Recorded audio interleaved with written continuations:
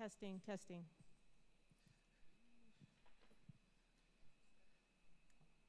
Good evening, everyone, and welcome.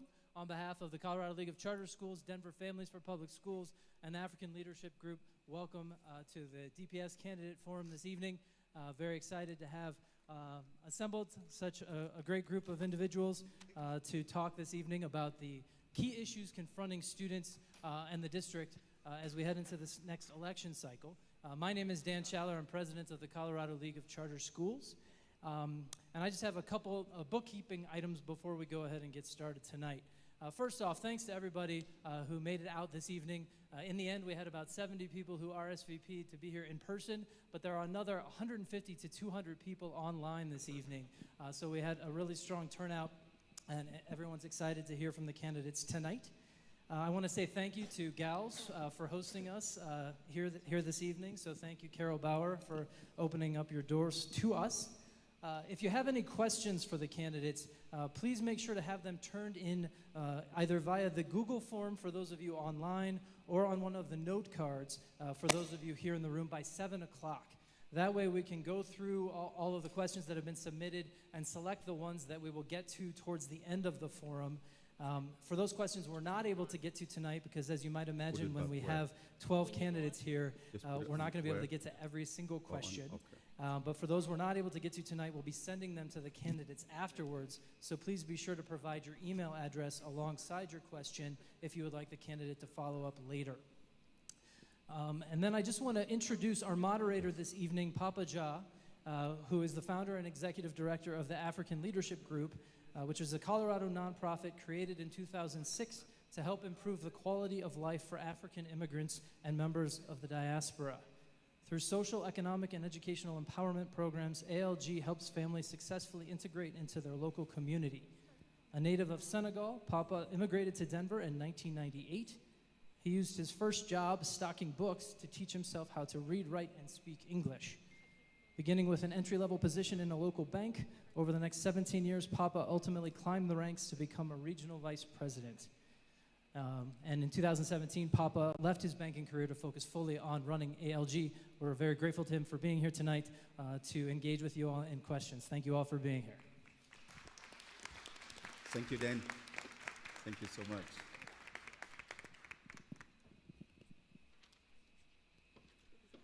Good evening, everybody, and it's truly an honor to be here. We have a packed agenda, so, on top of what Dan just shared with you, I'm an immigrant, and I believe in education. And why I believe in education, because I strongly believe education is the key that unlocks door of opportunities. And the reason that I'm very excited to be here as an organization, one of the things that we believe in, and we say this all the time, if you're not at the table, you are on the menu. Being part of the conversation on such an important election is very, very important. As we know, the election coming up on November 2nd is a crucial one. Voters will be deciding on 4 of the 7 seats on the Denver Public School Board. At nearly 90,000 students, Denver Public School is the largest school district in the state, and school board members are responsible for managing a budget of more than $1.1 billion. So this election and the people who win it is very important for the future of DPS. We are very grateful for the candidates for being here tonight to share their views and priority with a large and important constituency of family from within the DPS family. Namely, the more than 20% of family in DPS have now chosen charter school for their children. Tuition-free, non-profit public schools that collectively serve over 20,000 students all across Denver, charter schools have become a large and vital part of Denver family of public school option. The school range from alternative education campuses and Montessori school to STEM and languages immersion program to college prep and even health and fitness models such as that which exists here at our host, this evening, Girls Charter School. So thank you to all the family in the room and virtually who took time of their busy life to be here and to learn about this candidate, and most importantly, on their views. You are part of the big charter school family, one that has a lot of influence over where DPS goes. In the future, and it's not an overstatement to say that the voting decision you make over the next 3 weeks will have a significant impact on the decision that get made on behalf of your child for the next 4 years. Now, on your way this evening, you should have received a handout that includes the rundown of next steps after tonight. While we are very grateful to you for being here this evening, but your job is not done yet.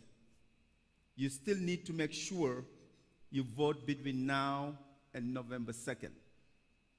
Make sure you follow the steps on that handout between now and Election Day and get your ballot in on time. Very important. So now let's get right to it. This evening we have 11 candidates and 1 surrogate, and not a lot of time, so let's jump into it so we can be sure to hit as many questions possible. Now, given the large number of candidates, we won't have time for every candidate to answer every single question this evening, but we'll have plenty of opportunity for engagement across the group. If a question is asked and you don't get to hear from a particular candidate on it, you can always follow up with them individually afterward via information available on their website, all of which are included on the handout you should have received when you walk in this evening. Now, to my immediate left, so we have Shoshi Gatian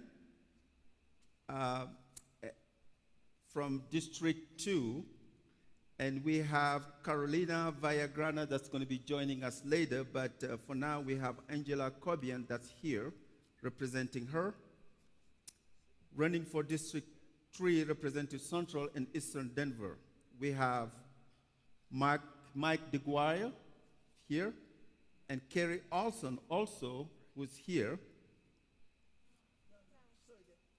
Okay, Kerry Olson, we couldn't be here because of a prior commitment, but Kristen is here. Correct, thank you.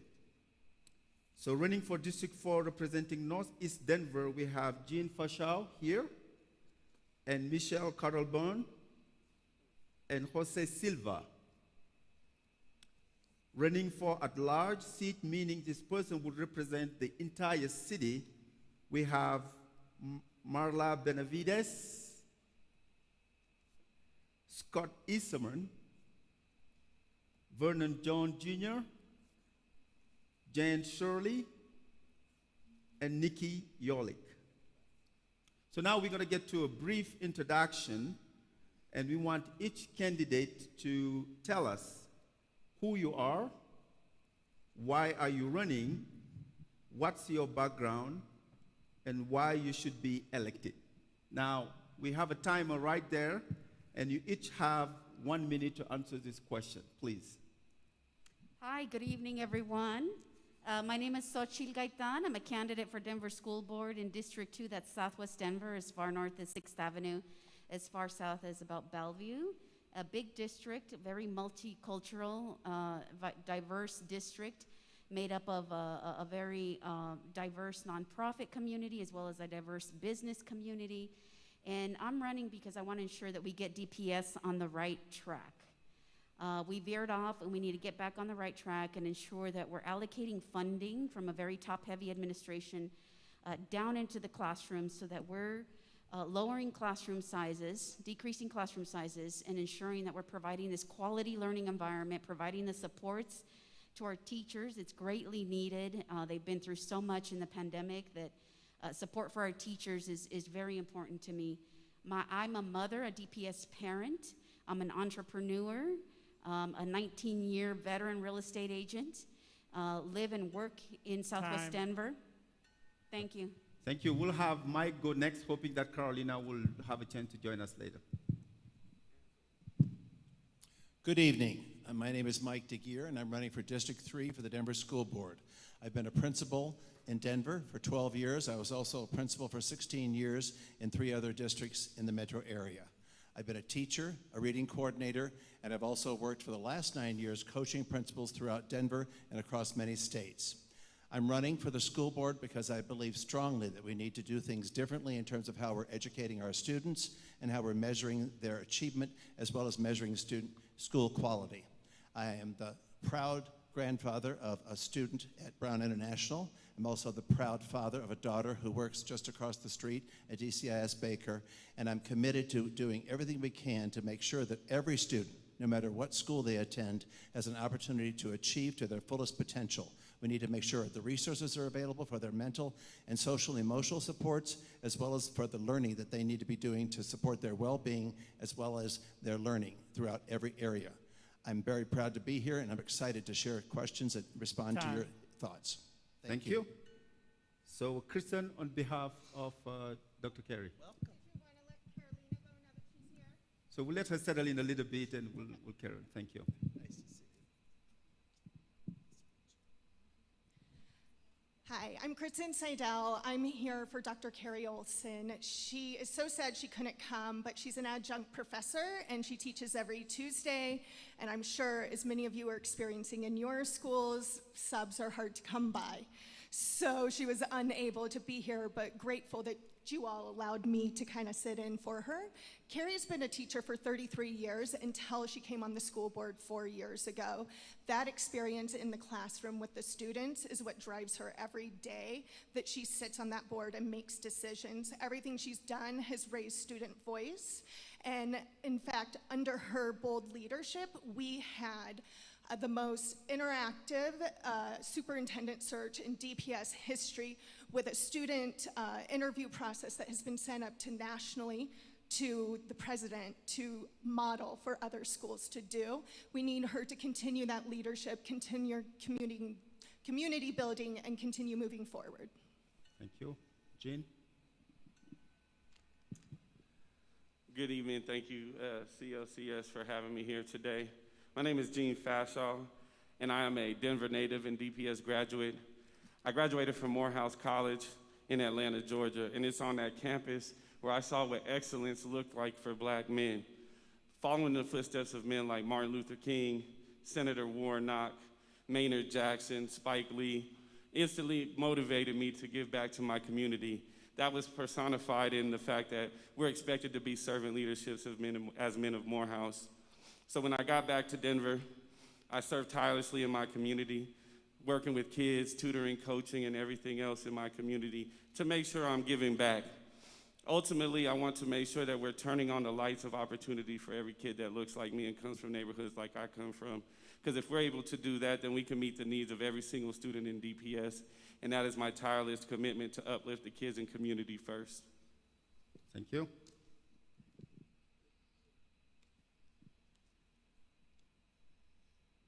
Good evening, everyone. My name is Michelle Quattlebaum, and I'm a mother. I'm a proud mother of 3 DPS alumni, and I've spent over 20 years working within DPS as a parent and a volunteer to affect change and increase educational access to educational opportunities for all students. During this time, I have taken on racism at a comprehensive high school and was successful in that. Proud to say that just last year, we were able to graduate a Latino young man who was accepted into just about every college that he applied to, including Ivy League schools, doing dual track within that school. And so what I'm about is making sure that you as the community, that you have a voice, that District 4, your voice is being heard. Thank you. Yes, Jose. Good evening, everybody. My name is the Reverend Dr. Jose Silva, and I'm a proud graduate of Denver West High School. I feel like I'm home. I grew up across the street from here, walked all across this neighborhood, and so if you drove in, you probably saw my fingerprints in this city. When people run for office, they offer ideas. Well, I'm here to tell you I don't only have ideas, but I actually have solutions and have codified and completed those ideas in this community with the Josie Acosta Senior Center, the arts, community arts, the Sun Valley. These are things that I've done. These are the reasons why I'm running, because it's time that we get people elected that actually know the work of a board member. I'm a fiscal policy manager, so I'm going to focus on the policy, the fiscal, the budget. I'm going to focus on the policies that are outdated. I'm also going to focus on mental wellness because our children need strong mental wellness. I lead the Colorado Association for Infant Mental Health, so we fight for babies. And last and most importantly, 52% of the students on that attend Denver Public Schools are Latino. We do not have a Latino male representation on that board, and we need a voice so they are not left out, and I will be that voice. Time.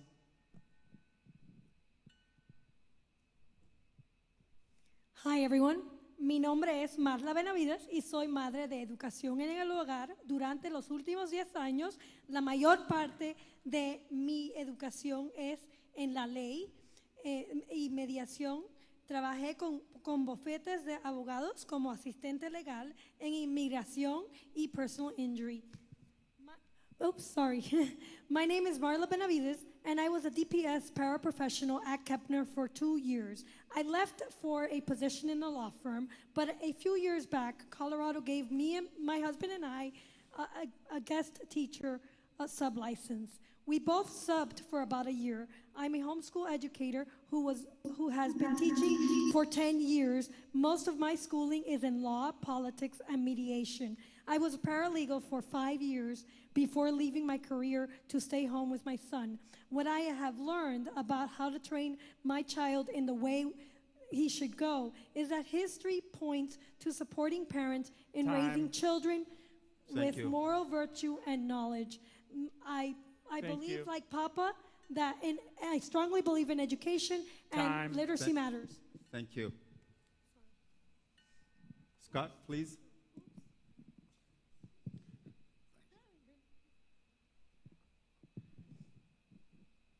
Good evening. I'm Scott Esserman, candidate for Denver Public Schools Board at Large. I want to first thank the Colorado League of Charter Schools, the GALS administration, and Papa Ja for having us here tonight. Second, I want to let you know that I'm running because I'm a 20-year educator. I've taught across this city. I helped open Northfield High School. I'm an educator, and I know what it takes to educate our students, and I know what it takes to educate all of our students. I'm also a parent. My daughter graduated this past spring from Manual High School, where she chose to go. My son is currently an 8th grader at Denver School of Science and Technology at Montview. I've served on the District Accountability Committee as both a co-chair and currently as a chair, and I've served on collaborative school committees across the city. I'm committed to our students. I want to take part in every conversation that has to do with our students and no conversations that don't. I'm about student outcomes. I was about it in the classroom. I will be about it at the board table. Thank you. Thank you. Vernon?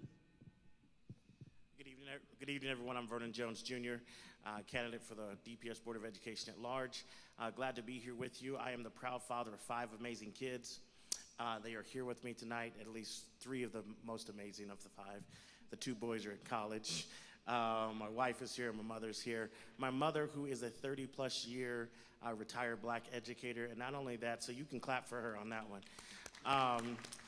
Not only is she a retired black educator, she is a retired black educator who was very much involved in DCTA every year of her service to Denver Public Schools. So, Mom, thank you for that.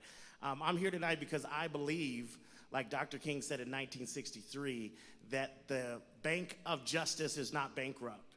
We have failed to serve black and brown children the best that we can, and we can do better. And so I'm here tonight to run to ensure that we deliver on the promises that we've made to my children, to your children, and to the 90+ thousand kids in Denver Public Schools.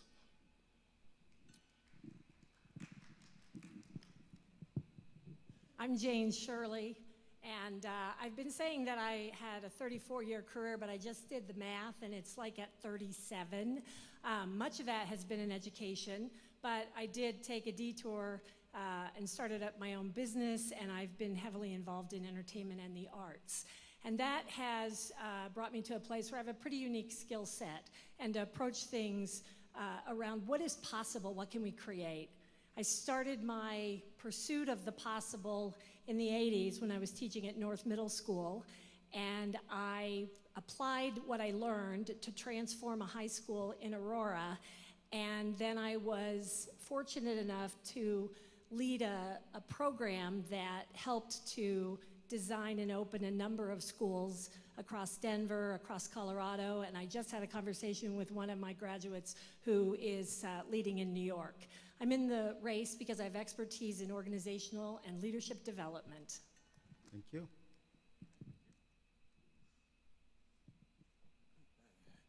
All right, good evening. My name is Nikki Yalak. Thank you so much for this opportunity to make an introduction.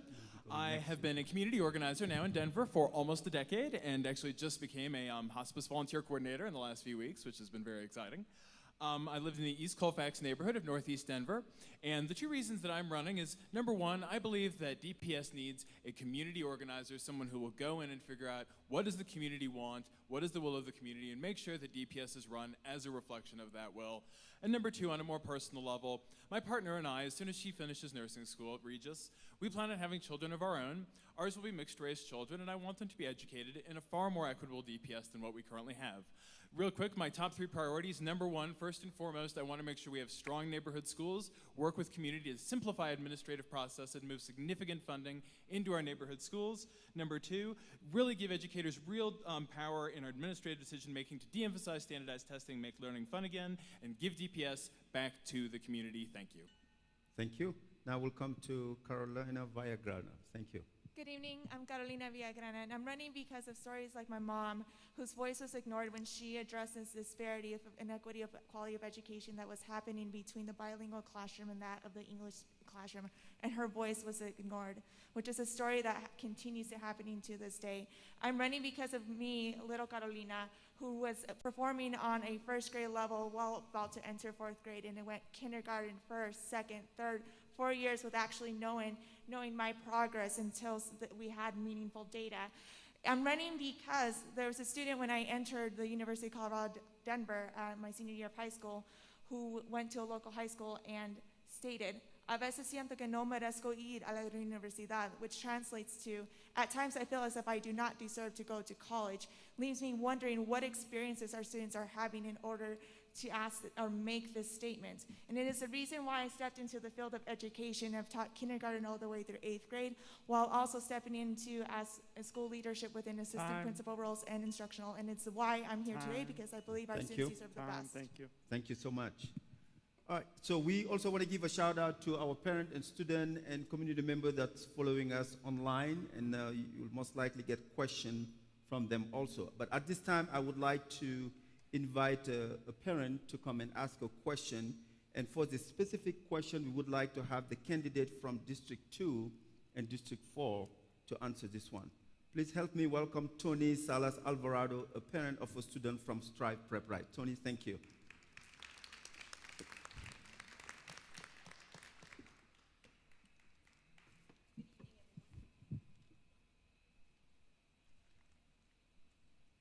Is it on? Good evening.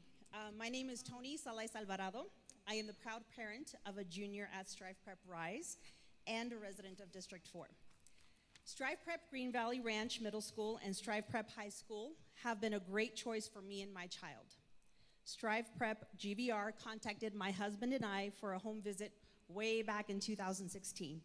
And since then, we have not turned back.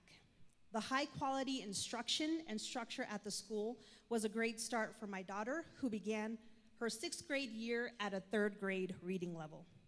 I am happy to say that thanks to the support of Strive Prep, she is now a 4.1 GPA junior at Strive Prep Rise, and hopefully an Arizona State University student in a couple years. I am grateful for the focus on preparing our students for their future and their incredible support of families. I cannot thank Miss Lindsay Lau and Danny Morello enough for what they have done for my family and myself. My 9-year-old daughter is also looking forward to following in her sister's footsteps when it comes time for middle school and high school. So we want to be sure that schools like mine are supported so that she gets that opportunity. Will you support charter schools such as Strive Prep and the unique educational models they represent for families? Thank you.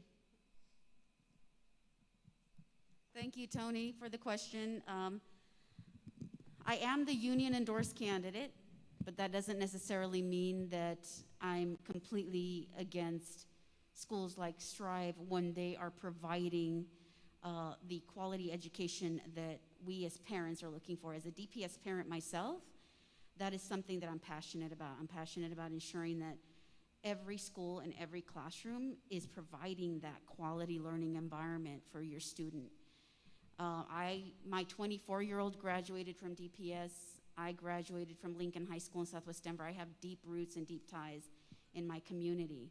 And so I'm always looking out for the families in my community. If they are choosing to send their student to Strive, and Strive is what's working for them, that's wonderful. That's what we want. We want students to be able to be prepared if they're looking to go to higher education like your daughter, or students that are looking to go to vocational or trade school. That's what I want. I want that type of preparation for our students. Thank you. Thank you. Good evening.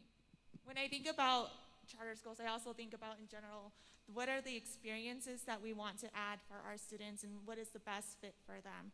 I think about my parents who had to make a hard choice for me that I just shared as to being behind grade level and also having to find a school that supported my needs. I also think about what it's more of also about what the experience and really building that passion for the love to learn. Whether that's a comprehensive, an innovation, or a charter school is really key. For example, this past summer, I had a chance to talk to a student who chose to go to the American Indian Academy because they wanted to learn Lakota of the language. If that builds passion and that builds excitement for learning, that's what I'm about, because I'm about making sure that our students have the options that they hope to have for the future. Thank you.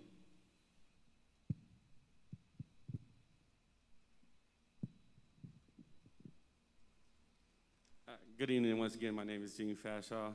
I do believe in the presence of charter schools in the ecosystem of Denver Public Schools.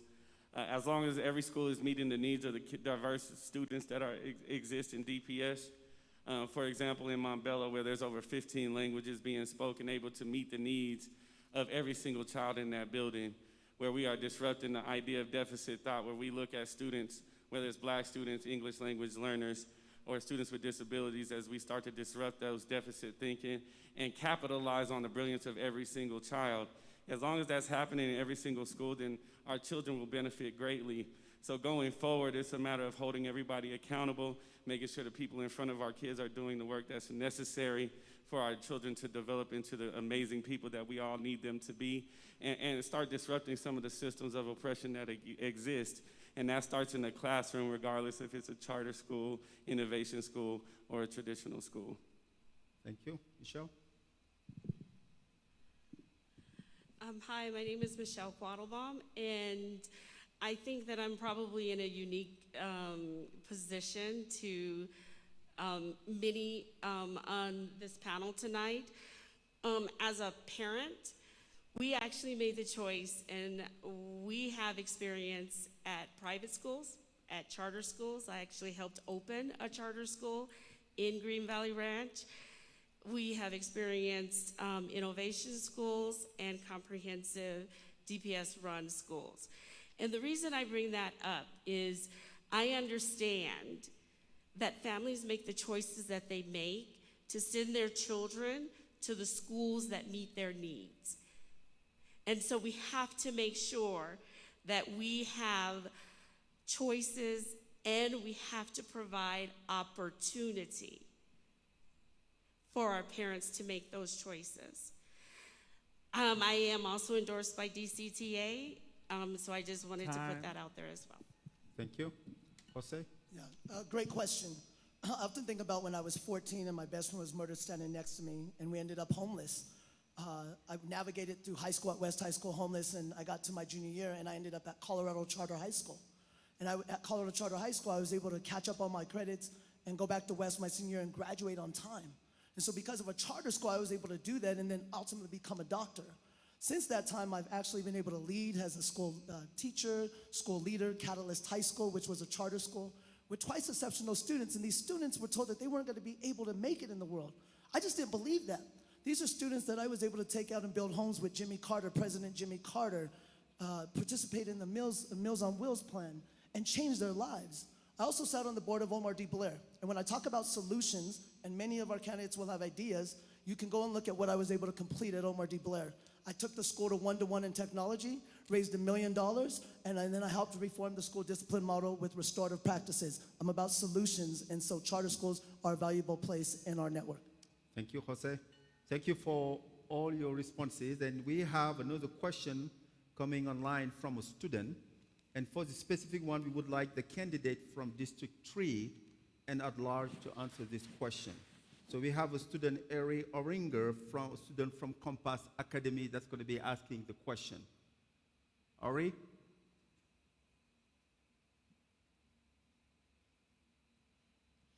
And while we wait on him, yeah, go ahead, Ari. It's actually Oringer. Oringer, thank you.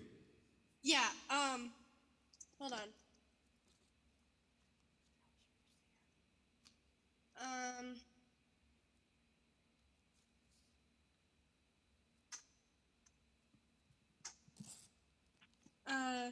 Students are the main reason the district exists, yet many times voices of students are not heard or included when big decisions are made. How will you involve students' voice as a leader if you are elected? Thank you so much for your question. Thank you for your question. That's an excellent question because we need to make sure that we're involving students in all aspects of the curriculum as well as the instructional practices that are taking place. I would recommend that we have at least one representative or several representatives from each high school meet together to be sure that they are bringing the voices of the students for the curriculum changes that need to be made throughout the district. The student voice is essential in order to change the learning environment that's happening right now.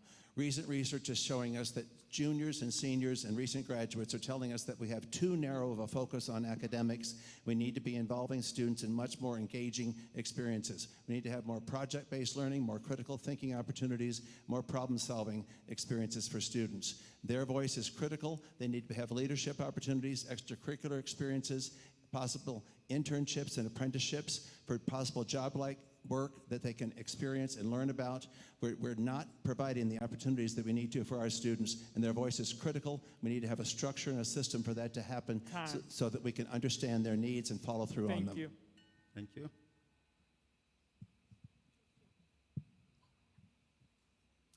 Thank you so much for that question. Student voice is so important to Dr. Olson. As I mentioned during the superintendent search, creating a student forum was one of her passions and making sure that was part of the decision process, and that was heavily weighted.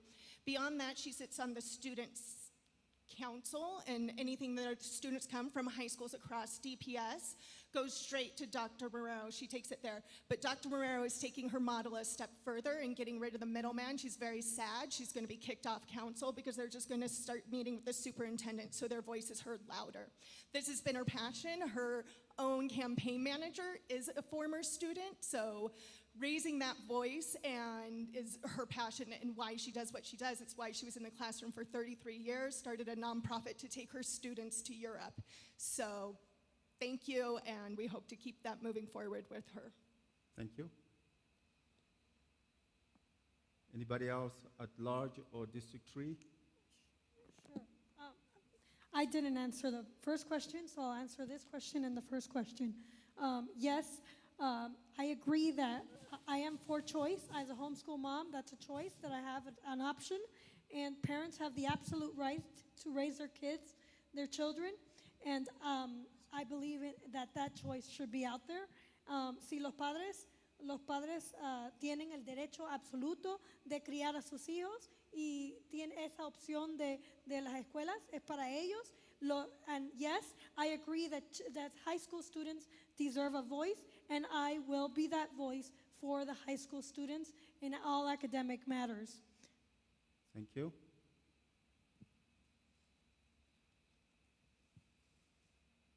Scott? I'm waiting Oh, for him the to timer. reset the timer. I can do it in 15 seconds, but it won't be as good an answer. Just go ahead. Go ahead, Okay. Scott. Your time. So one, it's important to note that this is something that's been vitally important to me throughout my career and throughout my work as a parent and as a volunteer. At least 2 times in 2 different schools, 3 times in 3 different schools, when we were looking to hire a principal, I insisted that in the room during that entire process be student voice. At Manual High School, we had a freshman, a sophomore, a junior, and a senior in our principal search process. It's essential to me. It's important to note that we have a student voice and leadership department that does strong work, and clearly we need to use it better. We previously had a student board of education, and I actually think that the most important part of this is to reach out to students to see how they want their voice included. Because far too often we get a question like this, and we make decisions as adults about what we do for you or to you, instead of asking you what would be best for you. Denver Public Schools has to make a stronger commitment to engaging with community, and that includes especially our students. Thank you. Thank you, Scott. Student voice is essential. One of my most exciting roles that I've had as I've worked in the district is working with the students on the Student Board of Education. It was the greatest time. You got to work with high schoolers from every high school in the district. You got to hear their opinions about everything, and this wasn't just concerns about lunch. This wasn't just concerns about dress code. These were concerns about the real issues that we were dealing with as a district. And I'm committed to that because I believe that when you include people, you break patterns of oppression. Some of us have read Pedagogy of the Oppressed, and it says those who don't act dialogically, they don't try to lead the people, they try to manipulate the people. So if you exclude student voice, you're not trying to lead students, you're not trying to include students, you're trying to manipulate them and use them for your own end. So I want to make sure that we have a district where students feel included, not manipulated, and their voices matter. Thank you, Vernon. As an adult and a professional in education, I was in situations where people wanted to hear the teacher voice or the principal voice. And my experience typically was that we shared our thinking and then it fell on deaf ears. The leadership did whatever they were going to do in the first place. And so I learned from that it's not enough just to have the voice, but we have to understand the perspective. My first leadership job was at South Middle School in Aurora, and the first thing I did was shadow a 6th grader, a 7th grader, and an 8th grader. And I can tell you by second period of the 6th grade shadow, I was ready to poke my eyes out because I was bored out of my skull, and it gave me an empathy. I think we have to look at design from the student perspective, and when we ask for student voice, we have to listen with the kind of empathy that comes from understanding because we've observed. Thank you. So there's 4 ways that I would really like for us to bring in student voice that I'm going to address here, so I'm going to try to go quickly. Number 1, for years now, there has been a proposal, the Student Voice, Student Vote proposal. A group called Project Voice that operates up in Globeville, area Swansea, has been advocating for this for years to allow 16, 17-year-olds to vote in DPS elections.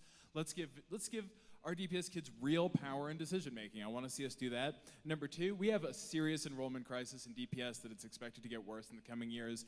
We need to organize community-based plans with every single community around every school in DPS, and that absolutely includes the students of those schools. 3, I've spoken a lot about doing something along the lines of a community action team, essentially a community committee that would put forward quarterly recommendations the board would be required to vote on. That way, if the board wants to ignore the will of the community, they have to do it very publicly. I'd like to see a student version of that. And lastly, as the Sierra Club endorsed candidate, I would like to see us empower and ask DPS students to lead and design DPS's response to climate change. Thank you. Thank you so much. Now, I just want to remind you, if you have a question, if you're in the audience and have a question, use the note card you grab on your way in and turn it to Dan over there, and we'll get a chance to get to it. So candidates, thank you for answering those questions. Now I have a series of questions I'll be asking. There are a lot of issues we want to get tonight, but because this forum was designed primarily for and by the Denver Charter School community, this next series of questions focuses on choice and charter school. So there are a series of questions, yes or no, and I would like everyone to respond via show of hands to raise your hand if that's a yes for you, and keep your hand down if that's a no.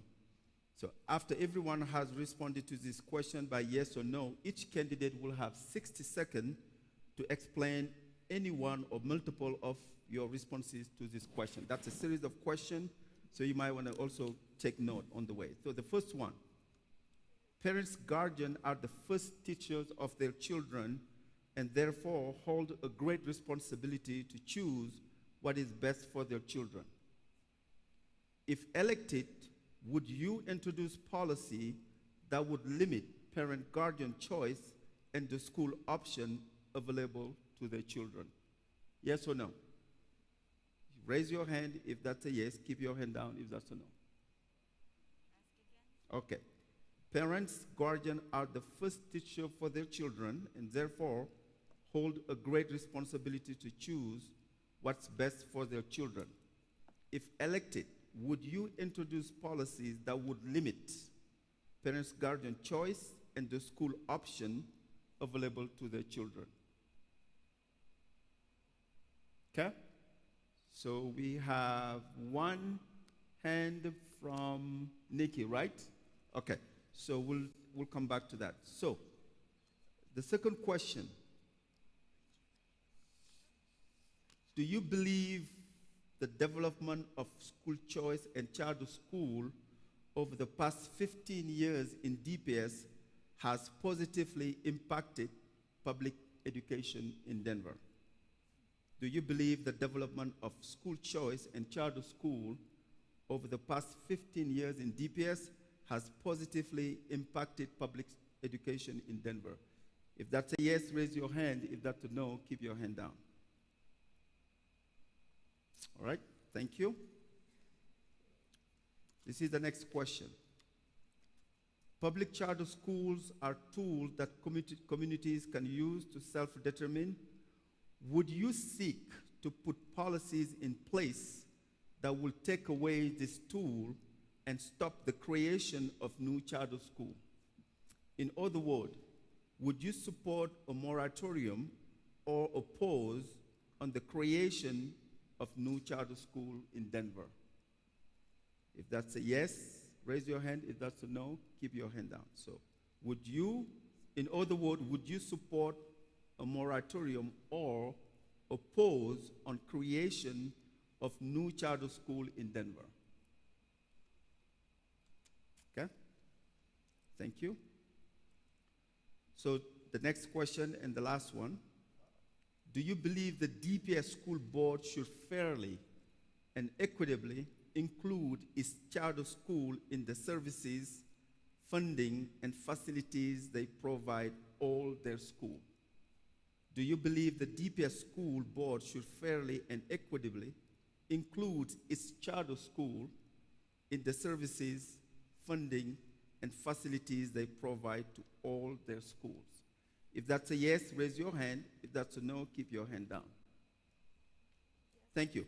Now, each candidate have now 60 seconds to elaborate on the way they answer, if that's a yes or no. And Shirley, I'll start with you. Thank you. So I want the community here to understand that I'm coming from the perspective of someone that has deep roots and ties in Southwest Denver. And in Southwest Denver, we have half of the total of schools are now charter and innovation schools.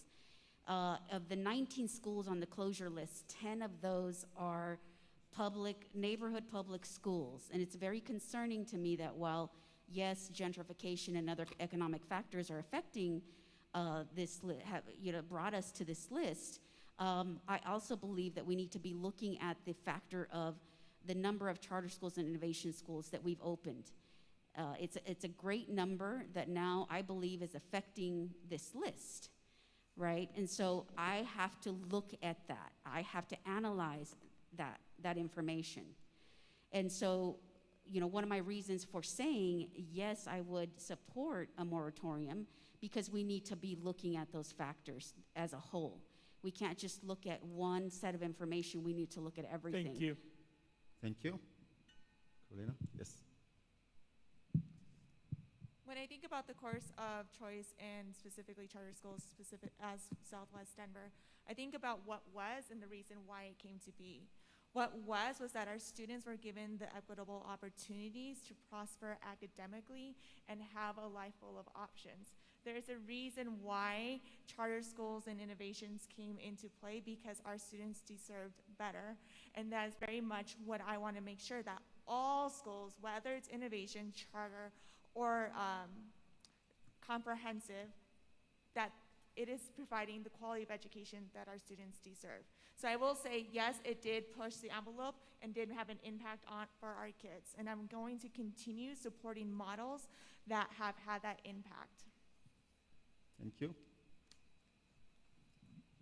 I think we have an opportunity to look carefully at what's happening in charter schools, neighborhood schools, and innovation schools today. There's enough new research that's telling us that we're not preparing our students for life with the life skills they need to be successful in jobs, as well as the right mindsets for them to be contributing members of society. That's why I would strongly encourage that charter schools have more significant oversight for the parents' sake in terms of what's really happening in those schools, so that we can be sure that students are gaining the skills that they need to be successful. We're learning from all levels of school governance that students are not graduating with the necessary skills to be successful. Jobs are telling us students today, when they're in kindergarten in 2034, there will be jobs for which they don't exist. We've got to change the way we're doing education and not focus so much on standardized testing.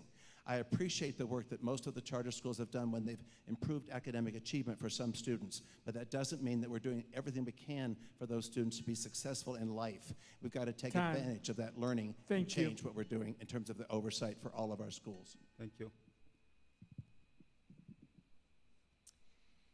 Thank you so much for this question, or this list of questions. I am a DPS mom. I've gone through traditional school and charter schools. These are discussions Dr. Olson and I have often. Often what we talk about is we need to quit pitting our communities against each other. You can't be for charters or against charters. Carrie is for DPS students and making sure we serve all 90,000 DPS students, no matter where their families choose to send them. So I think that's the first thing to say there. The other thing about charters that I always find interesting is they were started by the teachers union. It was AFT who started them to share these ideas to make sure all schools are successful.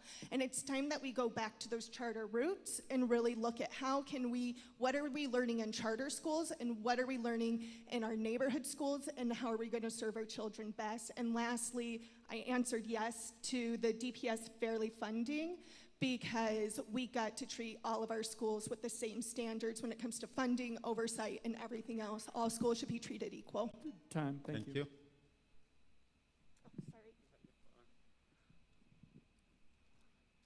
As a classroom teacher myself, coming from the charter school realm, I have seen what it looks like for a charter school to serve a community the right way. It's important for us to understand that every institution has made mistakes in serving the kids that need us to be the best education system possible.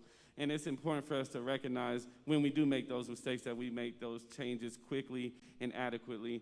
And I have seen that happen as a classroom teacher myself, where we serve the needs of the community and the children that live in that community. It's important, no matter what happens, that we're elevating community voice in every decision that we're making regarding charter schools as well. And school funding should be equitable across the board, because ultimately it's about the children and it's about the communities that need us the most. So we have to make sure every decision that we make has that lens in mind, because my work as a classroom teacher will be ineffective if the community's needs aren't being met along the way, and that includes teachers and students. Thank you. As I shared before, I have the experience of sending my children to just about every type of schooling that there is. And having helped to start a charter school, which is actually Omar D. Blair in Green Valley Ranch, absolutely, parents need to have the choice and the flexibility to send their children to what works for them. And charter schools have had a positive impact on our students. So have innovation schools, and so have district-run schools. We also need to take a look at the schools that we are forming. Charter schools do have a root in the community. Some of the most successful charter schools are homegrown. It was community voice that said, this is what we need. This is how to best serve the community. Thank you.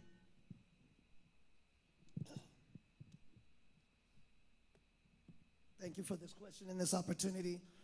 As I think about this, I think about my time on the board at Omar D. Blair.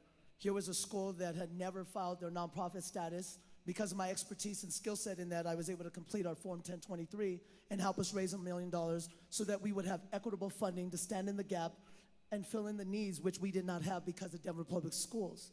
And so because we have the a la carte model, innovation, traditional, and comprehensive, we have to first understand the budget.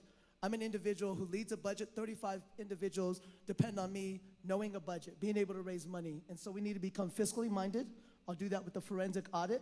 We need to know the budget numbers and be able to explain to communities where the money is going. Charter schools have an important place in our community, but if Denver Public Schools can't even tell our own community what their strategic plan is, then we need individuals that can get in there and do that so that charter schools have a lifelong longevity within our community. Because right now, if the board goes a certain way, even though people have answered a certain way, watch their actions is what I'll say. Thank you. Thank you. Hi, everyone. I'm a homeschool mom who believes she can train her child better than DPS schools, and that's why I'm running. Number two, I believe that charter schools do a really good job of focusing on literacy that empowers a student to a successstate life. And three, I believe that we should hold off on state tests and national tests until 16 years of age. I also believe that we should be holding the school boards accountable by the Constitution. And when I sit down in front of my son, and this is how I give him a voice, I said, what do you want to do today? I let him talk to me and tell me what he wants to do today. But then if I don't agree that we should be doing that, I say, you know what, I'm sorry, we got to be doing reading, writing, and arithmetic. Thank you. I want to start by reiterating what Kristen said on behalf of Carrie, which is that those conversations that divide us mean that we're not talking about what's best for students. And it is essential to me that we are focused on what's best for students. On the question of the positive impact of charter schools during the course of their history, no question that there have been charters that have had tremendous positive impact on communities. I have had the privilege of being able to enroll my son in one of those charter schools. But I've also watched as charter schools that were serving community were forced to close. Boys Athletic Leadership School, the Cube this year, that did detriment to those families, and that's a problem. So I can't say that there was overwhelming positive impact. Has there been positive impact? Yes. Secondly, yes, I believe in fair and equitable distribution of resources, and I believe that that has to happen in a fair and equitable way, so that when charters get their full per pupil revenue, if they're going to access those resources, they're going to need to pay for those as well. That's got to happen as well. It's got to be fair and equitable both ways. Thank you. Thank you, Scott. Yes, as a parent of kids who've attended every form of DPS school, definitely believe charters play a significant role. One thing that I will say is that we have to ensure that as we talk about the charter and traditional conversation, we have to own the fact that we've lost so much ground with this same narrative going back and forth. Our traditional schools have not learned from our charter schools. There's not been back and forth learning that was supposed to be the design of the system, is that we are supposed to be in this together, learning from each other, working together. I will also add that going back to equitable resourcing of charters, as Scott said, he said he's seen charters close. I've seen Black-led charters close because they did not have the same resources that other white-led charters have. We need to talk about that as well. We need to talk about the CCIs, the Amandalas, the Northeast Academies that are not given the same support to succeed because they don't have the same network when they are established. So a lot of work to be done. Thank you, Vernon. This is an incredibly complex question, and I'm weary of these forums where I get 1 minute to answer. So I'm going to start my answer, and I will be very happy to continue the conversation because it's important. I believe public education should be a public good. And I'm in the race because I think we're at risk of losing our public education system. I find it interesting that people are saying that we shouldn't pit one group against the other, but this question asked us to take sides. This is complex. Parent choice without limits means that parents who want to exclude LGBTQ students from their school can do that because it's their choice. Parents whose values don't align with interracial marriage can exclude that because we don't have limits. We have a messed up system. Thank you. And we have to look at it as a system. Thank you. I want to be very clear about my position when it comes to choice innovation and charter schools because it is detailed, but I think it's pretty clear. I'm not in favor of a moratorium because I don't think it makes sense to just put together blanket statements without getting into the details of it. On the other hand, I do not believe we should be opening new innovation or charter schools in DPS until we do several things. I'm concerned that educators in those schools don't have collective bargaining or union rights. Oftentimes those schools do not provide special education services to the extent they are legally mandated. We have a lack of accountability with those schools with appointed boards. It can be very difficult to get information on operations and finances in charter schools. And so what I'd like to see us do is really simplify the choice process. That's why I raised my hand when it came to limiting it, because I thought that was the honest answer, but I really don't want to limit. I want to simplify it so that low-income families can better navigate it and address the fact that we've created a class system in DPS, and I don't want parents. We need to strengthen our neighborhood schools so that parents don't feel like their only choice is to choice across town. Thank you. Thank you so much. Candidate, you're doing very well managing the clock, and we appreciate your help on this. So now we are transitioning to questions from the audience, and due to timing, we should be able to get to 4 of these audience questions tonight.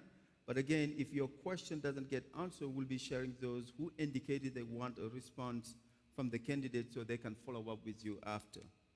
You can also feel free to reach out to the candidate directly via the website included on the handout. And those that following online also, you can still submit your question online. So the first one, and this is for candidate for District 2 and at large, candidate to answer this question. While Superintendent Marrero recently announced that he was posing conversation related to small school and consolidation, it's likely this topic will resurface sooner than later. When it does, what are your thoughts on how this should be handled, specifically as relate to the possible closure and consolidation of elementary school in the area of West Colfax? District 2 and at large. So I'll start with at large over there to come down to Shirley.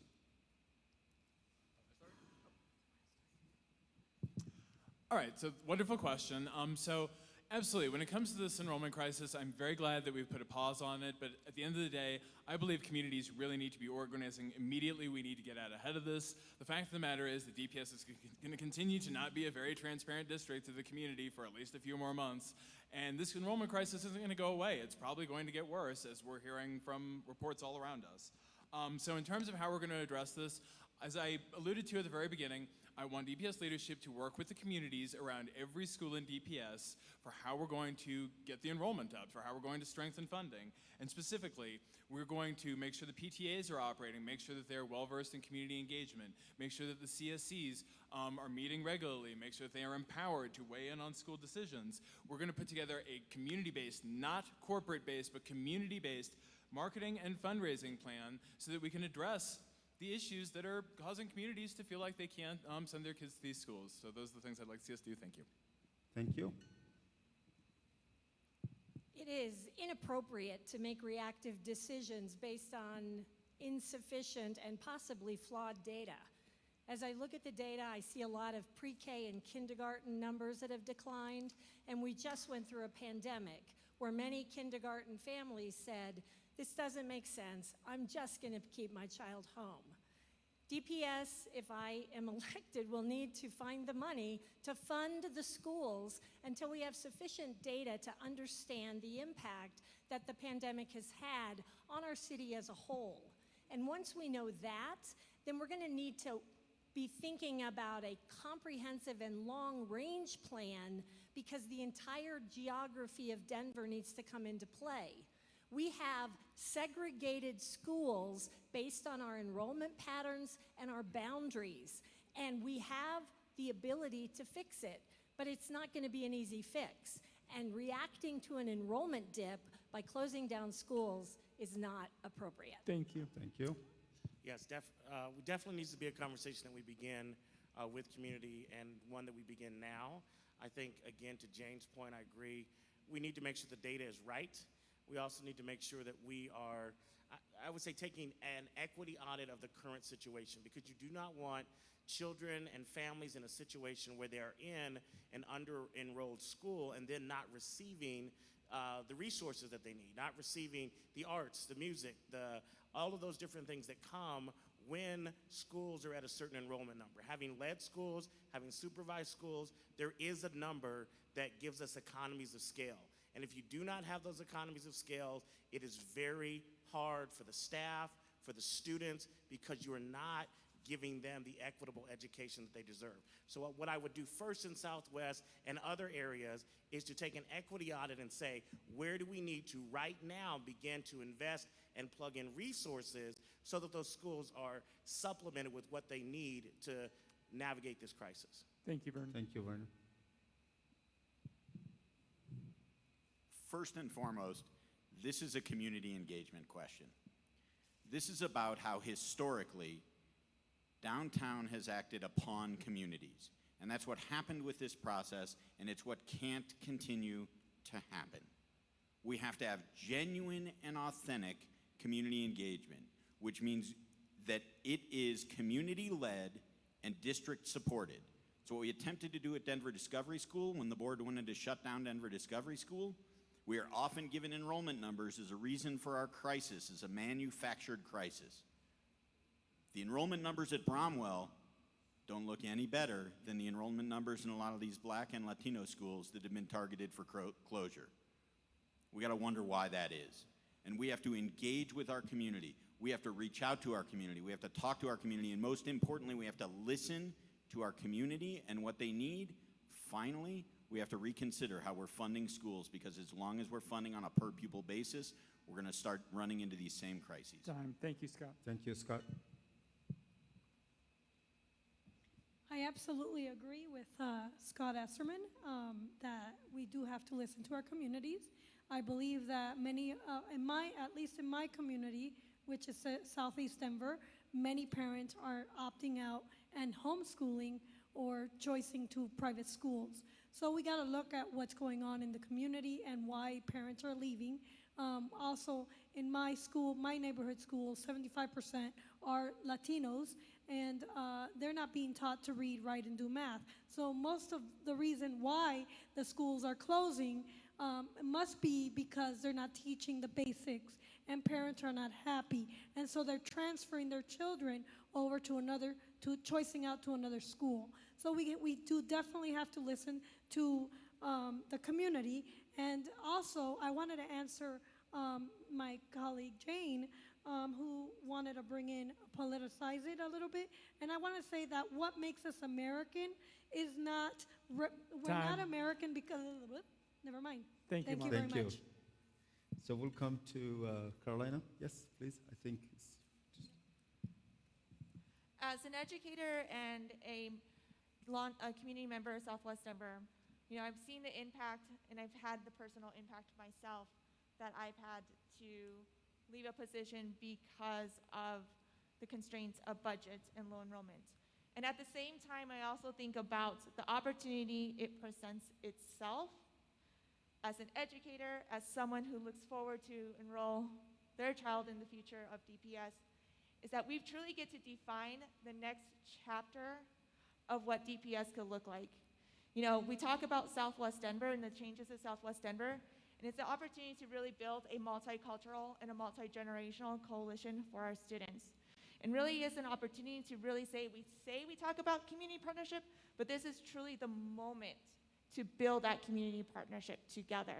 And what that truly means for our kids, not just for the next year, not the 2 years down the road, we're actually making decisions for generations down the road for our kids. Time.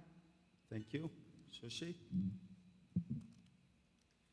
Yes, I agree. We need to be making these decisions with our community.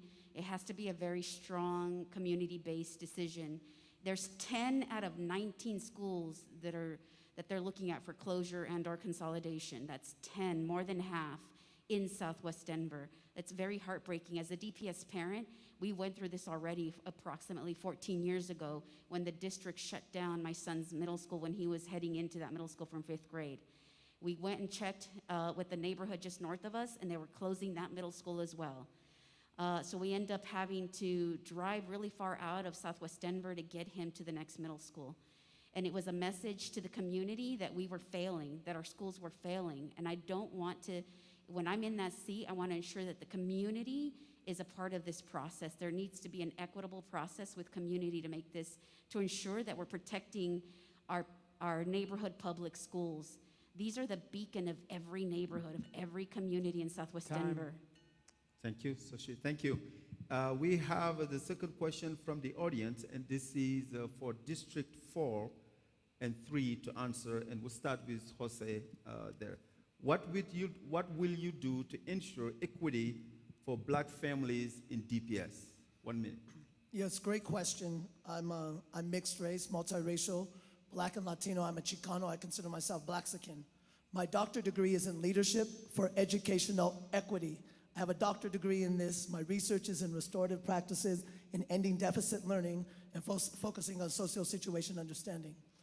This is the lens I bring. I'm an expert in equity.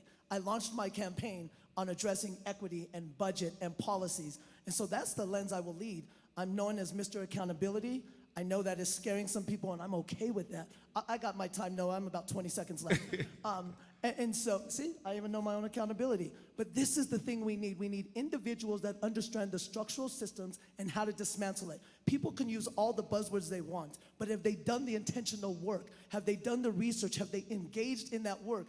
I've been doing this work since I was at the Piton Foundation in 1998, writing policy, working on youth development curriculum, writing policy at 24 years old. This is the work. I know equity, and I have a degree in it. So why not hire the most experienced, expertise individual for the job? Thank you, Jose. Michelle? So ensuring that our Black families have resources distributed to them equitably really just takes courage. It takes courage to say the resources need to go over here, so we're going to put the resources over here. The work that I did at George Washington High School, that's exactly what I did with results. We needed resources. We needed to shift resources. We did that. At the time, we had a school within a school where less than a fourth of the students were receiving nearly half of the budget. That's not equitable. That's not even fair. And so now we shifted that. And now all students have access to equitable, quality educational opportunities. So I have done the work within DPS to distribute equity. Thank you, Michelle. As a classroom teacher, I know firsthand what it looks like to serve a classroom predominantly maybe 1 or 2 students that may not be part of a black community or a brown community. Equity looks like making sure we're disrupting deficit mindsets, developing growth mindsets, and disrupting some of that narrative around a lack of being able to accomplish great things.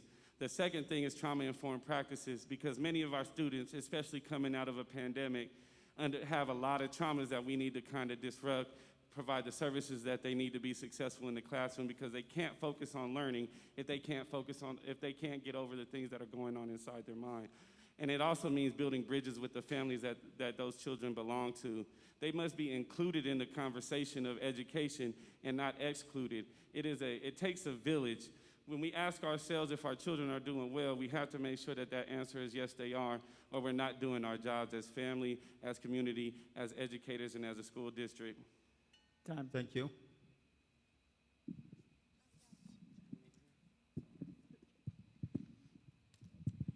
Yes, Kristen, thank you. Yep. So first of all, we have the Black Excellence Plan, which Michelle just talked about how well she's executing it at GW, and we're so lucky to have leaders like Michelle, but we also know there's other schools that aren't executing it as well. And so working with the different schools and ensuring that every school is getting what they need to actually execute this plan. Dr. Olson is also going to continue working with students. We want to serve students and make sure they're getting the best of what they need. That means they're talking to them. It's working with the amazing students at MLK Junior, with the No Justice, No Peace resolution and their podcast, and continuing that work that she's doing there. And it's also working with our policymakers and seeing what we could do to better recruit our educators of color and make sure that we're keeping them there. So it's really working in depth with our educators, in depth with our policymakers, and in depth with our students. Thank you so much. Yes, Mike. There's a lot we can do in this area, and the main thing we need to do is change our mindset about working with our black families with respect to a positive attitude about their ability to achieve in terms of our students. There's enough research around today that lets us know that all children can achieve. They just achieve at different rates. Our measurement system is not working. The achievement gap that we've been talking about for years is artificial because it's measuring something that is not fair, and it's not valid, and is definitely racist in terms of the way it's set up because of the standardized testing that we've been using. We need to follow the advice and the prescriptions that were in the Bailey report years ago. We've waited too long in that regard to get things done for our families. And we need to also make sure that we're recruiting, retaining black leaders and black teachers and supporting them with a fair evaluation system. Our current evaluation system is a deficit-based model. It doesn't honor the assets that each person brings to the table. We also need to make sure that our curriculum is relevant, engaging, and meaningful for all of our students, that it speaks to their voice and their experiences. Thank you. Thank you so much. So the next question from the audience is for District 2 and 4. And Shoshi, I'll start with you. So what specifically is your plan to increase the academic achievement of all students in Denver? Yeah, first I want to share, because this last question is very near and dear to my heart, I want to share that as a Latina, as a brown woman, I believe that the liberation and the freedom of the Latino community is directly tied to the liberation and the freedom to our black community. And in order for us to uplift our black and brown students, we need to provide that quality learning environment. And that means that we're looking at reducing classroom sizes. We need to get our teachers, our paras, our teaching staff really focusing in on each of our students. And so that starts there. But we need to be allocating some funding from this top-heavy administration back down into the classrooms in order for this to happen. And we need to ensure that these learning environments are provided, especially Southwest Denver would be very near and dear to my heart. And we need to look at these bilingual services, whether or not our teachers and our schools are really following the consent decree, the modified consent decree. Yeah, thank you so much, Josh. Carolina? When I think about my priorities, I think about my own personal experience within the classroom, more so when I taught 7th grade multilingual learners. And what I noticed is that they were in 7th grade, however, they were performing and reading what was equivalent to a 3rd grade level. It left me wondering and questioning as to, is this a multilingual challenge, barrier, or is this just poor instruction over the course of the years? When I came to find out and did a little more research and really knowing my students, I learned that they had been in school since kindergarten. Left me wondering then, what happened and why did they go so long without this academic, without it being addressed? And it is the reason why I'm really putting my stake in the ground as to one of my biggest focus and priority is making sure that pathway readiness is inclusive of our little ones, starting at 2nd grade, making sure that they are reading on grade level, meaning whether that's in Spanish or in English, because that really truly will will promote the love of learning and their long-term academic success. Thank you. Thank you. Jean? This conversation is extremely important as being an Afro-Latino as well. On my mother's side, I have family that moved from Puerto Rico that speaks no English and has struggled to adapt to school in America. And on my father's side, I understand the stigma of being black in America as well, and how that intersectionality crosses itself in our classrooms. We need people in front of our kids that understand our children, are willing to put in the work to educate, to learn, and to disrupt some of those systems of oppression that have existed in our school system for far too long. It also requires that we create a culturally sustaining environment where each and every child has the opportunity to be their true, authentic self. It is there that we can make sure that our kids can focus on learning, because according to Maslow's hierarchy of needs, if you provide those basic needs on the bottom end, you can reach that self-actualization state where everybody gets to unlock their brilliance and be prepared for a world that when they graduate, that they are successful and can acclimate themselves into whatever path they choose. Time. Thank you. Michelle? So for, excuse me, increasing academic achievement in the classrooms, we need to make sure, one, that the teachers are getting the support that they need. So we hear from our teachers that they have to be counselors, parents, coaches, the list goes on. So we need to make sure that we are adequately staffing the school. Adequately staffing the school, making sure that not just our students, but that our teachers have the social and emotional support that they need.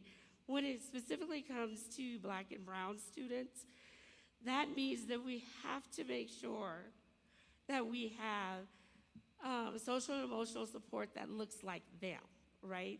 That can be responsive. We also want to make sure that there's intentional professional development. Also bringing programs like geometry in construction, and we can talk about that after this. Thank you. Thank you. Jose? This is a great question. And when I launched my campaign, I thought about my own self and how I navigated 10 Denver public schools, and they never really saw a problem. They were just focused on my Iowa Basic Skills Test and if I was passing the grade. Unfortunately, our students right now are coming out of a pandemic, and as I lead the Colorado Association for Infant Mental Health, first and foremost, it's going to be mental wellness. I will lead with a focus on mental wellness in order to get to student academic achievement. Maslow before Bloom, I love that the other candidates are taking a charge of what I've been talking about during this campaign. Along with that, we will do a universal assessment of literacy and math, will gauge us the ability to gauge where the students are at that day. From that, we will create professional development, which focuses on social situation and strong emotional classroom climate. How these educators engage with the students of color so they don't see them as a deficit. So what they bring into the classroom is not seen as a deficit. And then from that, community partnerships, which will lead to retention, and then reforming the HR department. Because if we can't retain Black teachers that look like our students, then we are failing. Time. Thank you. Thank you. So we have the last question from the audience, and this is directed to candidate at District 3 and at large. And I'll be starting with Nikki over there at the end. Do you think DPS should end student-based funding? Do you think DPS should end student-based funding? If so, how should school be funded? Nikki. Sure, so that is a wonderful question. And I mean, I would absolutely like to work co-governance. I mean, I want to work with the legislature to see what we can do to change per pupil-based funding in DPS and across the state. I mean, there's several other things though that we need to be doing and that we can be doing in a much more immediate sense to be addressing funding issues within DPS. The fact of the matter is that there are several significant examples where we are just not allocating money wisely. And the one that we've been talking about for years in the activist community and still have done nothing about is the bloated, massive, entrenched central administration. It's time for us to elect real progressive candidates who are gonna make real changes, who are gonna figure out where we can simplify admin, make cuts, and move that money into the schools that really need it. And on top of that, I just want to add with my last few seconds, recruitment marketing. So much money in DPS goes toward recruitment marketing that obviously isn't even the administration of public education. I would like to see us ban recruitment marketing entirely and direct every penny to education. Thank you. Thank you. Jen? Are you okay?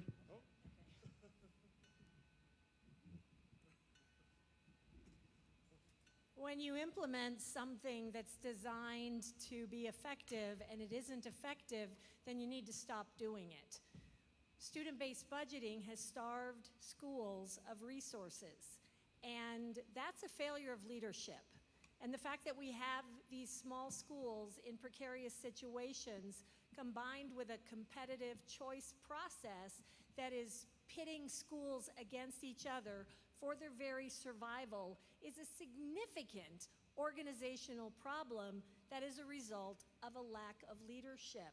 These are the kinds of things that we have to address starting at a leadership level with a clear vision and policy, and then back it up with the resources. Schools should never be left in a position where they are not able to offer our parents and their children the full aspects of a rich and engaging educational experience.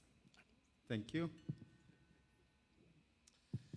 Thank you for the question. I think we need to also understand that over the last maybe 7 to 10 years, our district has moved from what was just this flat standard-based student funding to what we now have equity weights, where we're looking at what are the actual needs of students and how does the money follow the needs of students, right? Folks who've not been in the work for a while maybe don't know that, but those of us who are in the work understand that we have, the district has been trying to course correct with equity weights, right? Is that enough? No, because we, one, don't have enough funding in the system to meet all of the needs that our schools have. I think we also, when we think about funding, we need to look at the ability that some schools have to raise an obscene amount of dollars that other schools can't, right? The last job that I had overseeing 6 schools, and I'll tell you, from Montclair to Willow, the ability for one school to raise money to support their kids and the ability of another school not to be able to do it was tremendous. And so we need to look at not just per pupil, but we need to look at all dollars that go into the school. Thank you. Thank you. Scott? So when we talk about a real progressive voice talks about what we're for and not what we're against. So what we're for here is ensuring that we know what needs to be funded downtown and that we know how dollars get to our students, and that we make sure that we know how to best get dollars to our students. So the question is, does student-based budgeting do that? And the answer is no. So how do we change that? How do we think creatively? Because the state says to us, here's how we're giving you your dollars based on your October count and your student-based budgeting. But we are in no way required to do that for our schools. So what does it look like to think creatively and say every school needs the following things? And start there. And get every school what it needs, and that's how we budget to our schools. Make sure that our schools get what they need to make sure our students get what they need. That's what's essential. It's not about cutting. It's about thinking about it creatively and making the changes that have to take place for our students. Thank you, Scott. Marla? I suggest that DPS decentralize and gives the schools more independence and allow the teachers to plan and research their curriculum according to their students' demographics. Teachers are closer to the students, and parents know their kids and love their kids more than any other teacher. And working together with the parents to make the best curriculum. Every child is different, and every child can learn the basics. So I suggest that we go back to the basics. Literacy matters if we want equal opportunity. And my vision for DPS is to decentralize the district and bring back the parents into education. Because with the parents, we will change education, and education will transform for the better, because they represent the students. Thank you, Marla. Yes. Yeah, so we definitely need to get rid of student-based funding and move to a student's needs funding system. A lot of it's already been talked about here. The inequities of our October count, as Scott pointed out so nicely earlier. But all this starts with understanding exactly how our money's already being spent. And everyone could have a solution, but we haven't seen the full picture of the problem yet. That's why Carrie's been pushing Dr. Marrero to do a forensic audit. And we're going to do one, and we'll finally be able to go ahead and see where every penny is being spent, so we know exactly where it's wasted, and we could get it back in the classroom and back to serving our students where it belongs. Thank you. Yes, Mike? I think we have to recognize that we have a state problem, not just a district problem. Colorado funds education, I think 44th in the nation, depending on which statistic you're looking at. We need to build an awareness across our community that the funding itself is not working for all students throughout the district. We need to do more in communicating across the district the awareness of this situation so that we don't compete with each other all the time as one area to another. As I walk the neighborhoods in East Central area, I hear concerns about budgeting needs for the local schools in my area as much as we do in those schools that are being considered for closure. This is a reality. Schools should not be dependent on raising monies in order to have the right resources in their schools. We need to have fixed amounts and fixed resources that are going to every school, such as art, music, and PE in every elementary school, and then we look at ways to support the needs of those schools in terms of their mental and health and social and emotional supports. But we've got to start working collaboratively across the district. We've got to quit being in silos and being competing against each other, no matter what our governing system, no matter what our area of the district. Thank you so much. And we are at the end of the series of questions. And again, if we did not get a chance to get to your question, please reach out to the candidate, and they have their website on the handout that you have received. So we would like at this point to give the candidate 60 seconds for closing remark, wrap up and closing remark, and we'll start with Shirley here. So 60 seconds for closing remark. Thank you. My name is Xochitl Gaitan. I'm a candidate for Denver School Board in Southwest Denver, District 2. And I want to ensure that we get DPS on the right track, that we are doing a forensic audit, as many of my colleagues up here had mentioned, because I want to ensure that we're moving some tax dollars from that top-heavy administration back down into the classroom so that we're reducing classroom sizes. We're really ensuring some wraparound services for our neighborhood public schools that need them, deeply need them right now, resources back to our teachers that are in need so that they're providing that quality learning environment. Our students are needing our support as well, resources for our students, mental health supports, counselors, not cops, and really providing those resources to them. We want our students to flourish, especially now that they're returning back to in-person learning. So that for me, that's really, really important, that we're building these community partnerships with nonprofits in the area, business partnerships. Thank you very much. Thank you. Thank you. As a school leader and teacher, I know firsthand the responsibility of what it means to be responsible for our kids. As a daughter of immigrants, I know the sacrifices that are made by our loved ones each and every single day. And as a school board member, I'm gonna make decisions that truly impact for the best interest for generations to come. And I am ready to use my experience and expertise in partnership with community to making sure that our students have a life full of options. Thank you. I think we've heard tonight a number of candidates speak for the need for change. I would like to stress the fact that I'm the only person running against an incumbent, and I believe strongly that we need new leadership on this board. I've had experience as a principal for 28 years. I've also been a teacher. 5 of the teachers that I worked with at Mean Elementary for 12 years are now principals in Denver, along with several others who are principals in other areas. I know how to get things done. I know that we need effective decision-making on the board, and we need to make sure that we're honoring the needs of all of our students and our employees. We need to change that we've been working with our staff and with our communities so that we can restore the trust that we need in Denver throughout the district. And it's time for that change to happen throughout the voting that will happen this fall. Thank you so much for your time. Thank you. Yeah, so Dr. Carey's running for re-election. Her number one thing right now is to continue the mental health supports that are so desperately needed right now coming back from COVID. And every child has experienced trauma going through that. Beyond that, she's going to continue with the bold leadership that has brought so many positive changes to DPS for the past 2 years as the board president.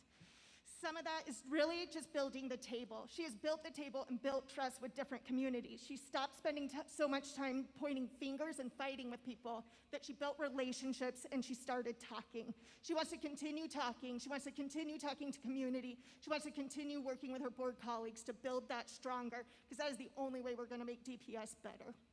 Thank you. Jean? Sorry. Once again, I want to remind everybody, I am the only classroom teacher in District 4, and I'm struggling right now. My students are struggling right now. Their families are struggling, trying to figure out how to support their students right now. And it's time for us to kind of change the narrative about what our priorities are. Because our kids are suffering every single day, our teachers are struggling every single day, and we all need the support necessary in order for our kids to do what they need to do to be successful. So we have to put these things aside that are distracting from the work that needs to be done. We have wasted a lot of time and money on things that have nothing to do with our kids, and that's no longer acceptable. It's time to focus on what really matters, and that's kids in the community first. We have to make sure that we providing the opportunities and access to experiences that will prepare our students for the problems that we won't even know exist 10 years from now. So vote for me, Gene for DPS District 4, and I hope I earned your support here today. Thank you. Michelle? So as a parent and now a community liaison at a Denver public school, I have and I always will advocate for teachers, students, parents, families, and community partners. Because in order to make this work, in order to make DPS the best school system that it can be, it takes community. So yes, that means we have to have change. Change equals community, and community equals change. I will, when I hear Jean say this is why I'm doing it, because our teachers and our staff, they are struggling. So a vote for Michelle on November 2nd is a vote to keep those high-impacting teachers like Jean in the classroom, making positive change. Thank you, Michelle. Jose? Good evening, everybody. Once again, I'm Dr. Jose Silva. But first, I want to give a shout out to BFAC, Black Family Advocacy Council, who is in the house with us tonight. I'm running because I have had 28 years of a storied experience. I'm a former classroom teacher, so once a classroom teacher, always a classroom teacher. I just decided that it was important for me to go make policy changes at a much larger, broader level. And that's what I've done with my career. I've raised $40 million, helping to change institutional change, send 300,000 kids to college through College Summit. I'm running because DPS has an integrity issue, DPS has an accountability issue, and DPS does not put students first. As somebody who values this is why I'm running. I don't have to get in this race. I'm in this race because students need a voice that will stand up for them. We need leadership that will fight for the greater good, and that will not be able to stand alone and push back against those of the voices of the agenda. We need individuals fighting for the greater good, and most importantly, individuals that will be bridge builders and those that have done the work. Time. Once a classroom teacher, always a classroom teacher. Thank you. Marla? I'm running because I believe that transforming education must come with the help of parents. Parents have the absolute right to raise their kids, and they love their children more than anything, and this is a constitutional right. The right comes from God, not government. I also believe that we need to focus on literacy because literacy matters if we want equal opportunity. Literacy and moral virtue are what empower students, and we need to support and empower teachers to find the best curriculum for their students. So a vote for me is a vote in the right direction to put American education back on the front line as #1. Thank you. Scott? I want to open by thanking Papa Ja, the Colorado League of Charter Schools, and gals again for having us here tonight and for giving us this opportunity. That's #1. #2, I'm Scott Esserman, and I'm candidate for Denver Public Schools Board at Large, and I'd love your support and your vote, along with a whole lot of other folks who are supporting me and have donated and are ensuring their support for me. A wide variety of people who think that I am the one that can take this polarized dialogue that we have and this polarized monologue and bring it together. That includes Attorney General Phil Weiser. That includes Attorney General candidate Joe Salazar and former member of the State House. That includes State Senator Janet Buckner. That includes State Senator Chris Hansen. That includes Candice DeBaca and Amanda Sawyer. Go ahead, if you're curious, and look on my webpage, Esserman for Denver Kids at .com, .net, .org, we got all of them, and see, you're gonna find people there who you like and people there who you don't like. I'm running because it's about our students, and we've got to make that conversation about our students today and every day moving forward. Thank you, Scott. Thank you. Vernon? I am the son of a black teacher who in 1994 introduced me to a world of advocating for what is the right thing. As we walked around 900 Grant, I remember fighting with her for her and her peers to be treated like professionals. I remember that march around over and over again around 900 Grant, yelling for teachers to be treated with respect, yelling for teachers to be treated the way that they deserve to be treated. I am a black son. I am also a black father who in 2014 stood up to a superintendent and other colleagues who wanted to ramrod something down my community's throat. And I knew standing up against them meant that I was gonna lose my job. I knew that I was gonna get pushed out. But I stood up as a black father and said, you know what? My daughter, her peers deserve the very best. You need somebody who has a proven track record of fighting against a system that does not want us liberated, does not want us free, does not want us educated, and that is Vernon Jones Jr. We look forward to having your vote of support. Thank you, Jen.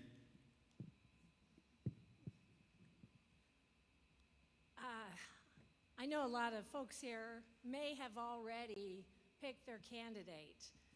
I became aware of that back last summer when I started to explore entering the race, and I was told that people had already picked their teams. So I find myself still in the race as a truly independent candidate. And while we talk about the need to bring people together, it's also very clear that there are two sides and a lot of money going in to get one side or the other elected. And I think that should give us pause, because this should be about the qualifications of people willing to serve on the board and how those qualifications match the need that we have on this board to effectively govern. So even if you have made your choice, I would invite you to check out janeshirley.com, and maybe it'll give you some ways to think about and question and push your own candidate. Thank you. Thank you. I'm a pastor. I got to say amen. I'm a pastor, so I just got to say amen. Thank you, Nikki. Let's hope the chair survives this one. I am proud to be a champion of neighborhood schools and fighting the privatization of public education. I also understand that there are thousands of charter families out there that absolutely love their schools, and that charters and choice have a place within DPS. However, I believe that we need to address the system-based issues that exacerbate inequity and that are creating essentially a class system within DPS.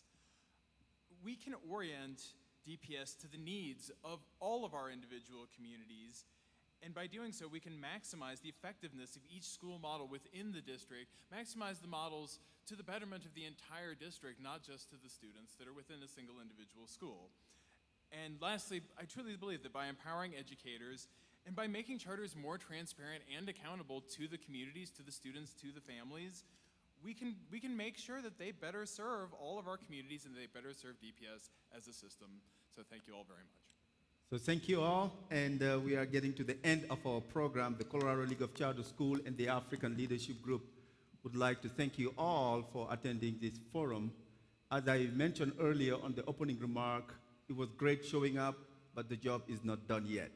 We still have to go and vote and still have to go and galvanize our community members to do their civic duty by voting as well. Please help me giving a round of applause to the candidates. Thank you so much for being so respectful and genuinely answering to all the questions. Thank you and have a great evening. Thank you.